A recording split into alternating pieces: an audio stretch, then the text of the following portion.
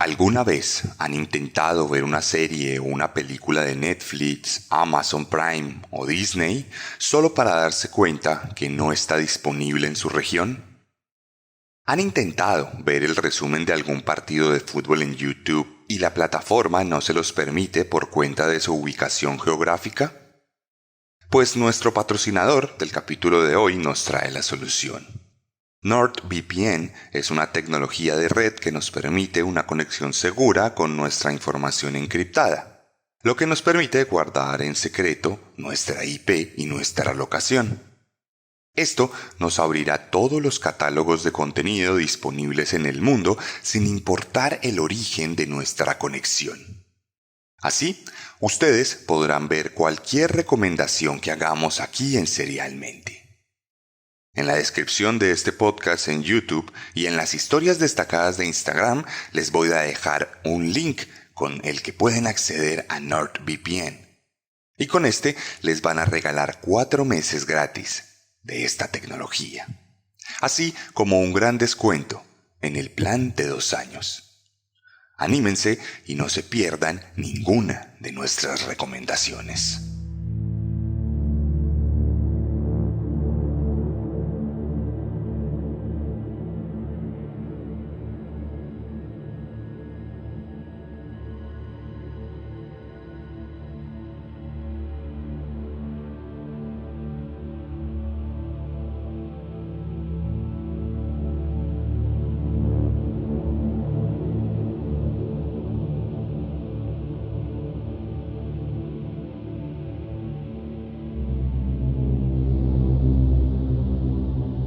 Desde que los antiguos celtas comenzaron a celebrar el fin de las cosechas y el inicio del invierno el 31 de octubre, sin saberlo, cimentaron una de las fiestas más tradicionales de la humanidad por el resto de sus días.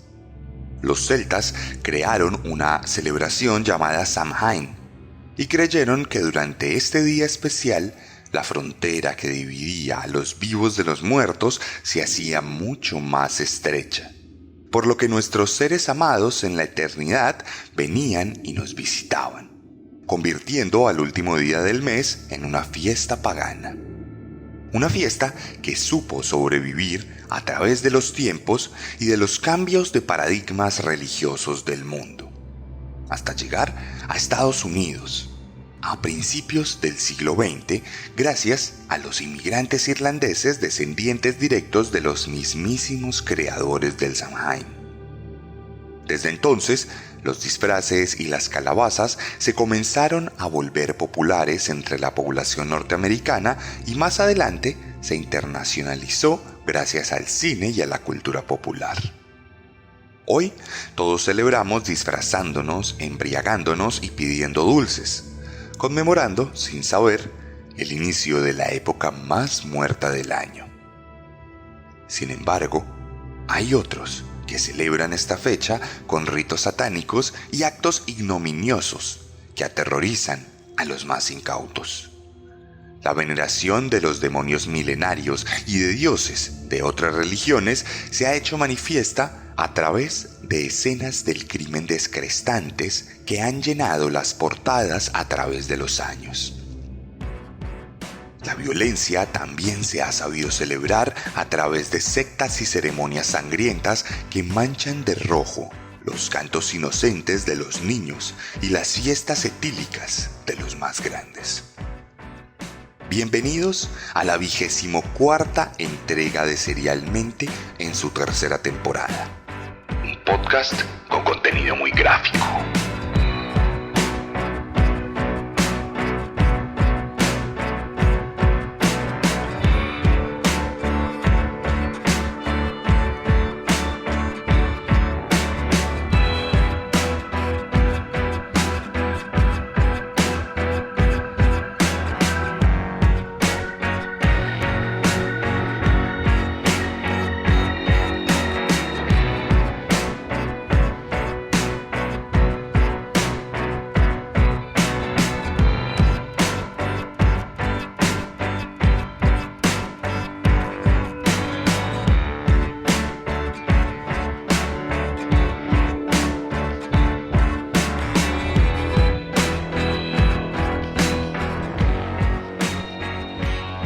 si están al día con Serialmente sabrán que este capítulo se está publicando en el marco del Día de las Brujas, muy cerca al 31 de octubre de 2022, fecha en que todas y todos procuramos ser otra cosa y nos disfrazamos por gusto, por broma o tradición. Por eso, hoy les traigo una historia que parece sacada de una película o de un cuento de terror de Halloween. Un relato que más parece una leyenda, y aunque fue tan real como cada una de las palabras que aquí les narro, hoy les voy a contar la historia de Magdalena Solís, la gran sacerdotisa de la sangre.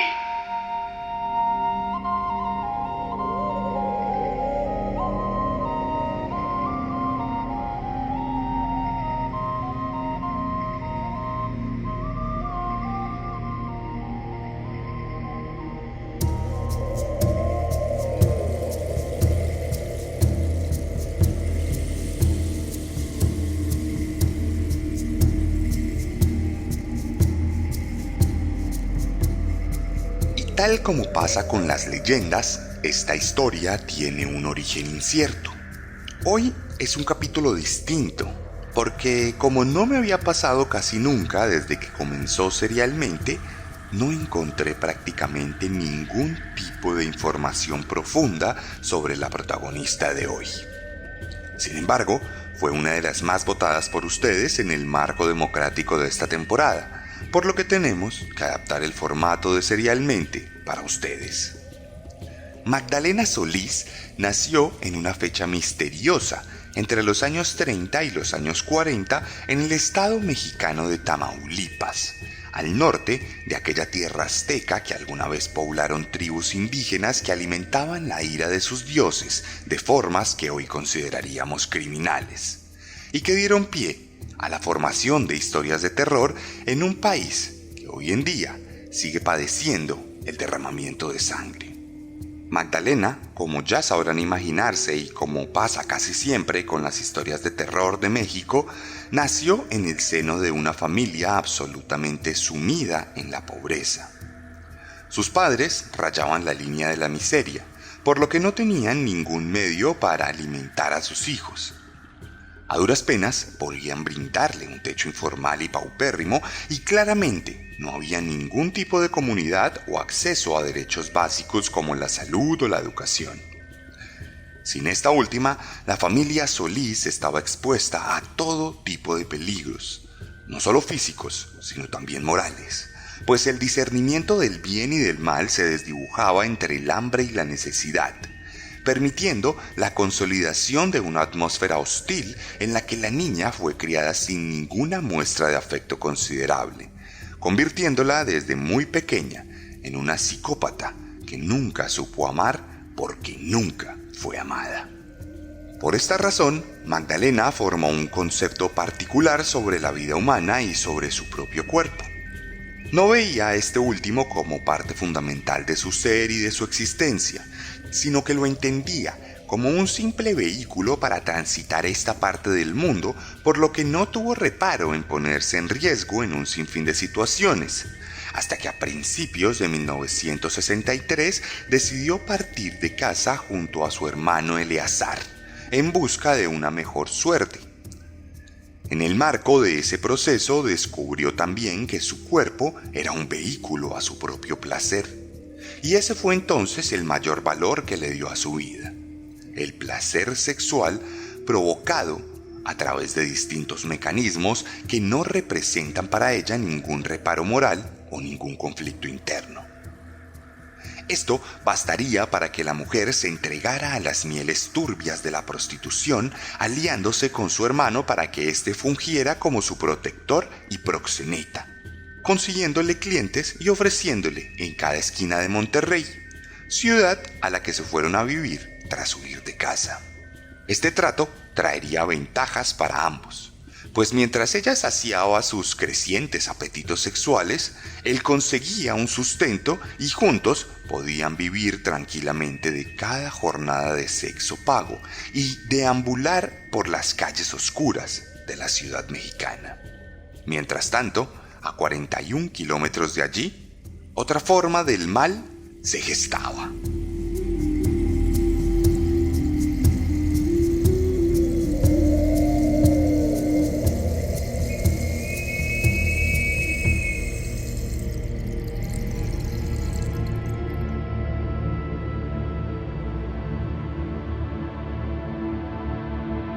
Otro par de hermanos también habían decidido huir de su casa para buscar una mejor suerte. Se llamaban Santos y Cayetano Hernández. Eran dos jóvenes con una formación básica que detestaban el trabajo honesto y que siempre estaban buscando la manera de lucrarse mediante la implementación del menor esfuerzo. Entonces, tras mucho pensarlo, se les ocurrió un plan que creían completamente infalible. Los hermanos encontraron un pueblo llamado Yerbabuena en las inmediaciones de San Luis de Potosí, cerca de Monterrey. Era una localidad diminuta rodeada de cultivos y de tierra que contaba apenas con poco más de 50 habitantes y que debido a su tamaño nunca había sido tenida en cuenta por el Estado, razón por la cual, para la época, no contaba con iglesia ni con ningún centro de estudio. Por esto, su población ingenua estaba a la deriva y no tenía ningún contacto real con el exterior. En este marco, los hermanos Hernández estudiaron a sus víctimas y se percataron de cuán vulnerables eran. Al no tener iglesia, estaban completamente ansiosos por una verdad metafísica que le diera sentido a su existencia. Al no tener educación y ser analfabetas, no habían construido ningún tipo de criterio, por lo que eran vulnerables a cualquier estímulo externo que estuviera medianamente estructurado. Al tiempo que no contaban con las capacidades de razonamiento académico para discernir entre lo que era verdad y lo que era mentira. Y al ser un pueblo olvidado por el Estado, tenían una necesidad intrínseca de ser parte de algo más grande, de sentirse uno como colectivo y de trascender a través del pensamiento articulado entre coterráneos. Eran el blanco perfecto. Eran una población absolutamente manipulable que necesitaba un dogma, por lo que los hermanos arribaron con una verdad en que creer. En el mismo año de 1963, ambos se instalaron en las inmediaciones del pueblo y comenzaron a hablar de los gloriosos dioses de la cultura inca. Una cultura que habitó siglos atrás en el Perú, a miles de kilómetros de allí. Algo que ninguno de los habitantes de Yerbabuena sabía, por lo que una parte de ellos comenzó a escuchar cada día nuevas historias míticas sobre dioses que poco a poco fueron entendiendo y sintiendo como propios. Naturalmente, Cayetano y Santos se perfilaron como una suerte de mesías que habían sido enviados por estos dioses incas para extender su mensaje y para fungir como puente entre la olvidada comunidad y su paraíso. Aquí, los estafadores se dieron cuenta de otro aspecto que sería fundamental para adelantar su treta: la codicia. El pueblo de Yerbabuena era tremendamente pobre. Sus habitantes, como nuestra protagonista, vivían en la absoluta miseria. Pero en su imaginario colectivo estaban las grandes historias de oro latinoamericano de antaño, de las tribus y de los dioses que habitaron aquella región, por lo que cuando se les habló de la cultura precolombina, algunos de ellos inmediatamente se mostraron ansiosos por el oro y por las riquezas naturales, por lo que su condición manipulable se multiplicó exponencialmente, lo que los llevó a seguir ciegamente las órdenes de la pareja de hermanos que ahora se erigían como líderes absolutos de una secta que le pedía a sus feligreses entregar comida y cualquier objeto de valor a sus líderes, pues estos los entregarían directamente a los dioses que observaban desde las afueras del pueblo en medio de los árboles y los matorrales. Entonces, Cayetano y Santos ordenaron a los fieles que se dirigieran a una cueva afuera del pueblo y que la limpiaran completamente.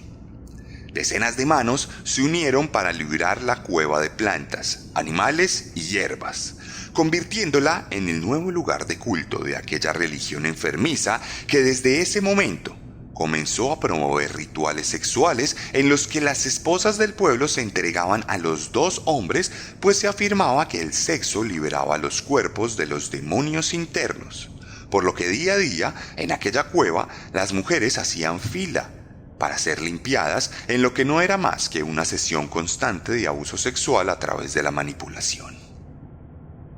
Pero la codicia de esa parte del pueblo no era solo material, sino que con el tiempo también se volvió sexual, por lo que los hombres yerbabuenenses demandaron que sus cuerpos también fueran limpiados de los demonios, lo que llevó a los hermanos a entrenar a una joven del pueblo para convertirla en sacerdotisa, también recipiente de los impulsos animales de los fieles, maquillados como necesidad espiritual y religiosa.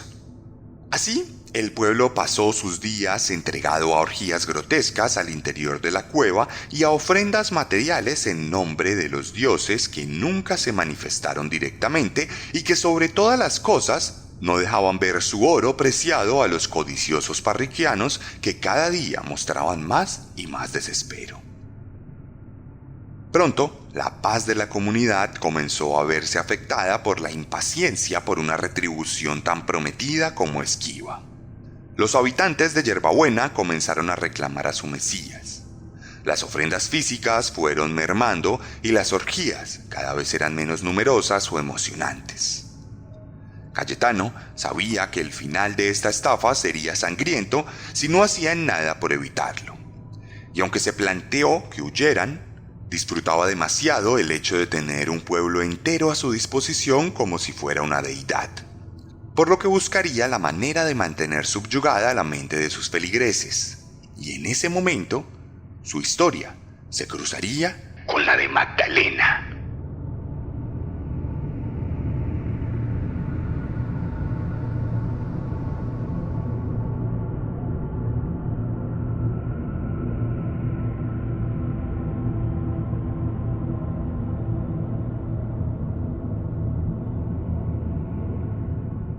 Un día, Cayetano dejó encargado a su hermano y se dirigió a Monterrey en busca de un tesoro particular, el cual encontraría en las calles más putrefactas de la ciudad.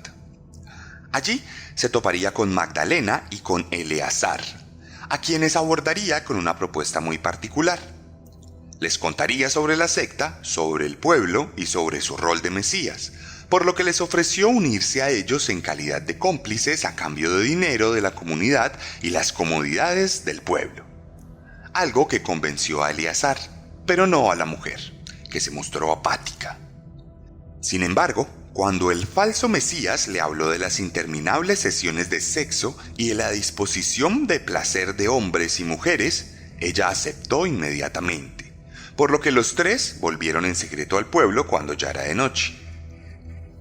Entonces fraguaron un acto teatral que se puso en marcha pocos días después, cuando Santos llamó a esa parte del pueblo de la cueva que ese día estaba cubierta de humo por completo.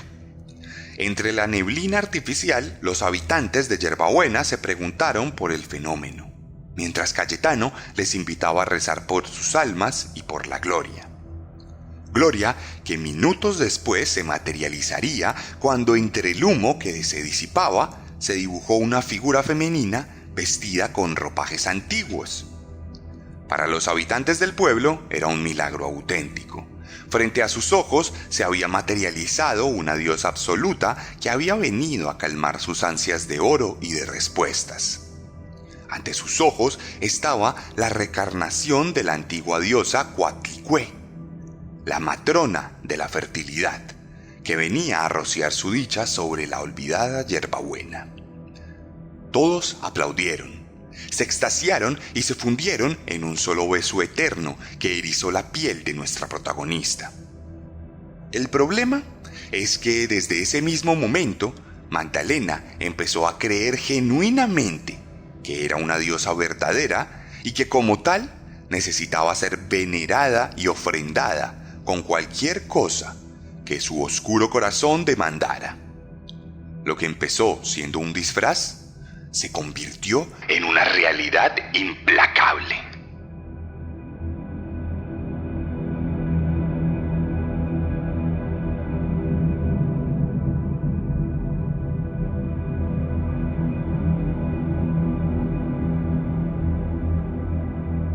Cuando Magdalena se volvió la nueva jefa del culto, los ritos sexuales adquirieron un carácter mucho más siniestro. Acompañando el sexo, empezó a verse en el lugar un cuenco con sangre de pollo y hojas de marihuana que era repartido entre los fieles cada día y que servía como un cáliz especial que brindaba supuestos poderes a los participantes de la iniciación. Esto calmó los ánimos de la comunidad por un tiempo. Sin embargo, pasadas unas semanas, las quejas volvieron a aparecer. Aunque el sexo con sangre era novedoso, el oro seguía sin ser visto, por lo que 2 miembros de la comunidad se hartaron de la dinámica de abuso y comenzaron a quejarse en público y a planear su huida del lugar. Pronto fueron delatados por la misma comunidad y llevados ante la presencia de Magdalena, quien no dudó un segundo en condenarlos a muerte por su insubordinación. En ese mismo instante, y ante la palabra de la diosa, toda la comunidad se lanzó sobre ellos y los linchó, destruyendo sus cuerpos frente a los ojos de la mujer que disfrutaba de ver cómo seres humanos mundanos hacían caso a sus deseos sin ninguna consideración. Entonces, cuando el espectáculo de muerte finalizó, ella se arrodilló ante uno de los cadáveres tumefactos y probó su sangre, sintiendo éxtasis tremendo, por lo que ordenó que comenzara una orgía sobre los cuerpos de los recién asesinados, dando un paso del que la comunidad jamás volvería. Desde entonces, la secta sacrificaba periódicamente a uno de sus miembros, por lo general el más escéptico para el momento, y lo ofrecía como un tributo a la diosa que daba órdenes. Estos asesinatos, sin embargo, no eran tan desorganizados como los 2 primeros, y se convirtieron más bien en ceremonias de sacrificio en las que en la mayoría de ocasiones la misma Magdalena adelantaba la ejecución ante los ojos extasiados de su hermano y de los otros líderes de la secta que se dejaron llevar por la encarnación de la diosa que ellos mismos fabricaron. Para ese momento, las orgías se habían convertido en sesiones propias de una película de terror. Los cuerpos de los sacrificados eran mutilados, quemados y desangrados para alimentar a toda la comunidad que celebraba manchada de rojo escarlata mientras se penetraban unos a otros con Magdalena en medio, quien comenzó a extraer los corazones de sus víctimas mientras afirmaba que el cuerpo humano era el único alimento digno de los dioses y que sólo así permanecería con vida junto a sus mesías y aliados, los compañeros de su banda. Este pandemonium dantesco duraría por cerca de 6 semanas, en los cuales por lo menos otras 4 personas fueron asesinadas a manos de la gran sacerdotisa de la sangre. Así, la vida de esta comunidad diabólica y hematofílica continuaría en total impunidad, hasta que sus crímenes saldrían a la luz.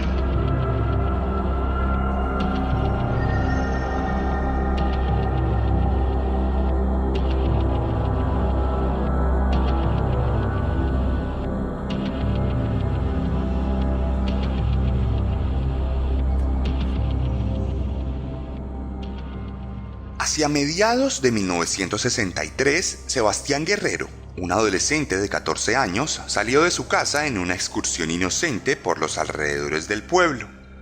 Sebastián, por supuesto, era parte de esa mitad de la comunidad que no había sucumbido a la secta y que no tenía conocimiento de sus prácticas criminales. Por eso, jamás se imaginó que en medio de una de esas caminatas se encontraría a un grupo de vampiros mitológicos devorando a un ser humano mientras tenían relaciones sexuales grupales a la luz del fuego. La imagen, por supuesto, era aterradora. El joven no estaba preparado para un shock tan incontrolable, por lo que salió corriendo entre los matorrales y siguió corriendo sin parar y sin pensar durante más de 25 kilómetros, hasta que llegó al puesto de policía más cercano a Yerbabuena. Exhausto, lo único que atinó a gritar era que había visto a muchos vampiros devorando a un hombre en las cuevas.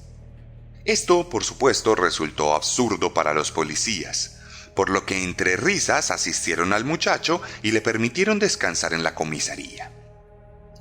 Al día siguiente, ya descansado, pero aún traumado, El joven mantuvo su versión de los hechos, por lo que uno de los policías, Luis Martínez, más por curiosidad que por otra cosa, se ofreció a llevar al muchacho de vuelta a casa con la promesa de desviarse en el camino para examinar las cuevas donde supuestamente habían aparecido estas bestias adictas a la sangre.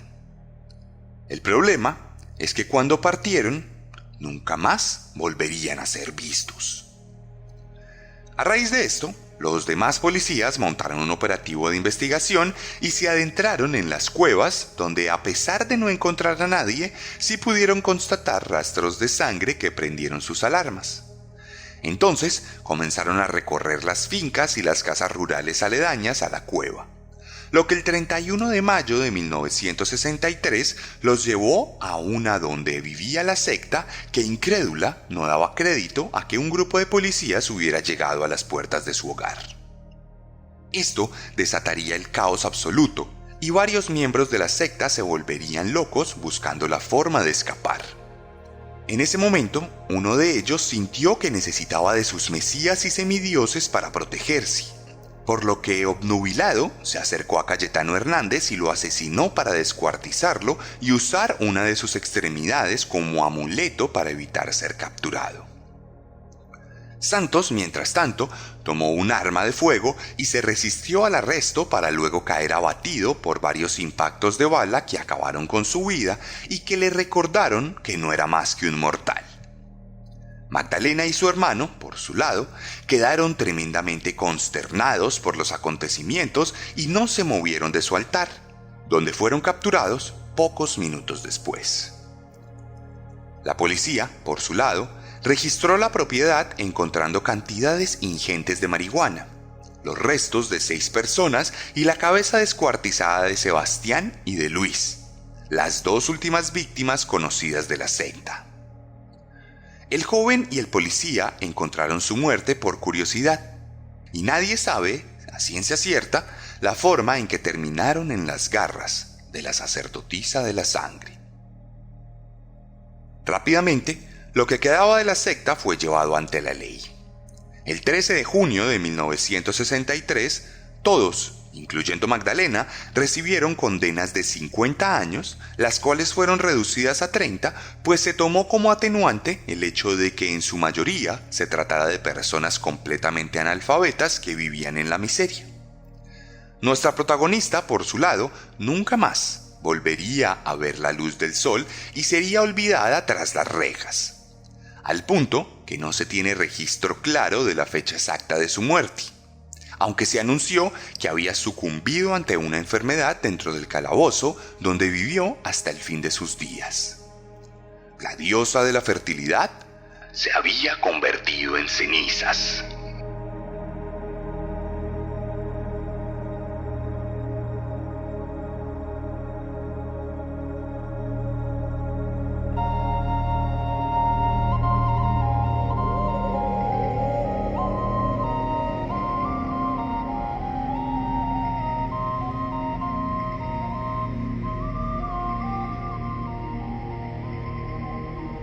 Hoy en día, Yerbabuena ya no tiene 50 habitantes, sino unos 150.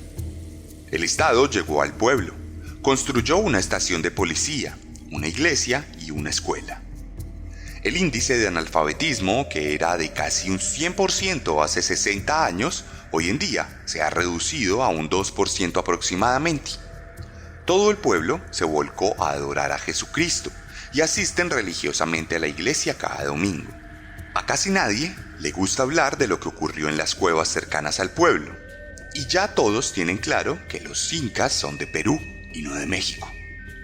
La gran sacerdotisa de la sangre se convirtió en una leyenda urbana, un cuento para aterrar a chicos y grandes. También se volvió la inspiración de una banda de música psicodélica de Bélgica que eligió llamarse igual que nuestra protagonista y cuyas 2 canciones que encontré en internet les voy a dejar en mis historias destacadas de Instagram. Por lo pronto, este 31 de octubre, los niños yerbabuenenses se disfrazarán de la misma manera en que lo hizo décadas atrás Magdalena. Jugarán a ser lo que no son durante una noche y elevarán cantos e himnos al unísono para obtener lo que más desean. Un puñado de dulces.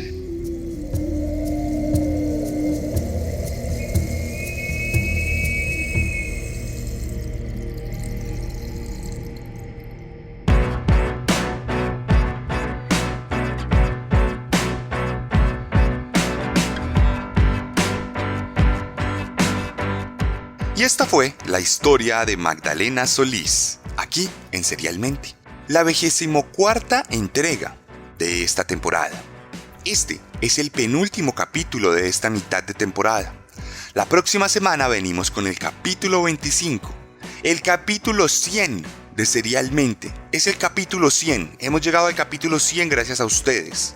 Y eso marcará el final de la primera mitad de la tercera temporada. Allí pararemos hasta el otro año. Pararemos un par de meses para que ustedes puedan descansar de estas historias y para que yo pueda recargar baterías y continuar sus selecciones de la mejor manera. Si les gustó este podcast, por favor, recomiéndenlo, compártanlo en sus redes sociales y muéstrenselo a personas que creen que les puede encantar estas historias. Si les encantó mi manera de narrar, estoy seguro que van a disfrutar aún más mi manera de escribir. Recuerde pedir y leer mis libros. Si están en Colombia pueden ir a cualquier librería o pueden escribirme en mi Instagram, @elarracadas, @_arracadas. Ahí me van a encontrar, me pueden escribir sobre lo que quieran y siempre les voy a responder. Pero si están en Colombia y ordenan mis libros a través de Instagram, se los voy a entregar firmados si así me lo piden. Si están en México pueden ir a chunchos.mx, donde además de encontrar los libros, también encuentran la merch oficial de Serialmente. Recuerden, por demás, que si están en otras partes del mundo les puedo hacer envíos, hacemos envíos internacionales o también pueden pasarse por Amazon y allí lo pueden comprar tanto digital como impreso. De nuevo, les pido encarecidamente que por favor recomienden este podcast, compartan la publicación, vayan a la publicación donde les voy a dejar unas fotos de Magdalena y por favor le den like, la compartan, la guarden y la comenten sobre todas las cosas. Muchas gracias por permitir que Serialmente llegue al capítulo 100. Esperamos que lleguen otros 100 más. Y este Halloween, por favor, les voy a pedir que no se disfracen de ningún asesino serial. No nos podemos disfrazar de asesinos seriales reales porque estaríamos de alguna u otra forma irrespetando la memoria de sus víctimas. Recuerden que este es el penúltimo capítulo. El último será en noviembre, así que se viene Navidad y no voy a estar allí para ustedes, pero sí van a estar mis libros. Si quieren regalar algo, un libro siempre es una gran opción. Por lo pronto, les deseo un feliz Halloween. Y nos vemos la próxima semana con un nuevo monstruo. Porque recuerden que siempre podemos ser peores.